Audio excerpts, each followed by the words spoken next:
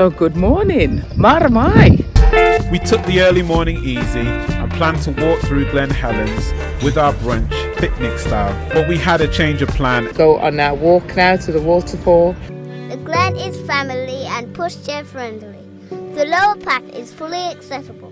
It also has a children's play area. The National Glen, an area of 67 acres, including associated buildings, constructed river bridges, and opened the place to the public in 1867. So our goal was to find the waterfall and to enjoy the journey along the way. Was that worth it? Absolutely. Do you like it? Oh! Yeah!